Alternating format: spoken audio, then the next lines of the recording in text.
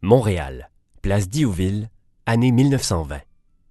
On vient de recouvrir d'asphalte un site d'une importance historique majeure, l'endroit même où siégea le Parlement de la province du Canada.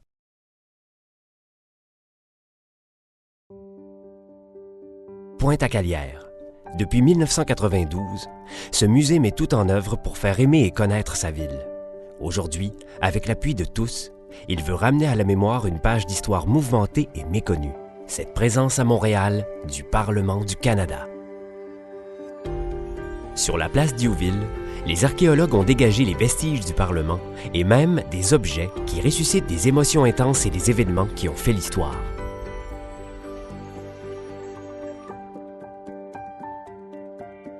Reportons-nous en 1840, alors que le Haut et le Bas-Canada sont fusionnés pour former la province du Canada, ou comme on l'entend aussi, le Canada uni.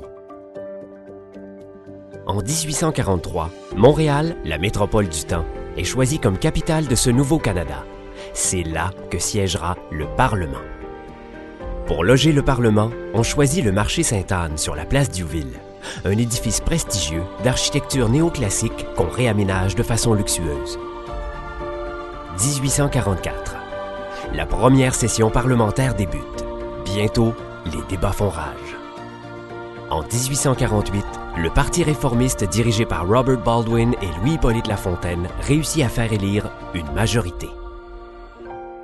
Le moment est historique. C'est l'instauration du gouvernement responsable, c'est-à-dire d'un gouvernement dont les décisions doivent être appuyées par une majorité parlementaire. Une véritable révolution, un point tournant de la démocratie canadienne. Mais ces changements ne plaisent pas à tous. Au fil des mois, le ton monte à l'Assemblée. Le soir du 25 avril 1849, tout bascule. L'adoption d'une loi controversée liée aux rébellions des Patriotes déclenche la fureur de l'opposition. Un appel est lancé « Tous au Parlement !» Une foule en colère envahit la place, défonce les portes de l'édifice, saccage la chambre de l'Assemblée. Dans la cohue, l'incendie éclate. Bientôt, il ne reste du Parlement que les murs. Pire, la bibliothèque qui renfermait des milliers d'archives remontant à la Nouvelle-France a été réduite en cendres. Le Parlement n'est plus, mais sa mémoire vit toujours dans le sol du Vieux-Montréal. Il est temps de redonner accès à ce site majeur de notre histoire. Le projet d'expansion de Pointe-à-Calière nous y invite, avec une entrée souterraine à travers le collecteur William et un aménagement qui permettra de découvrir des vestiges exceptionnels. Pour 2017, donnons aux Montréalais, aux Québécois, aux Canadiens, un lieu de commémoration digne de ce nom.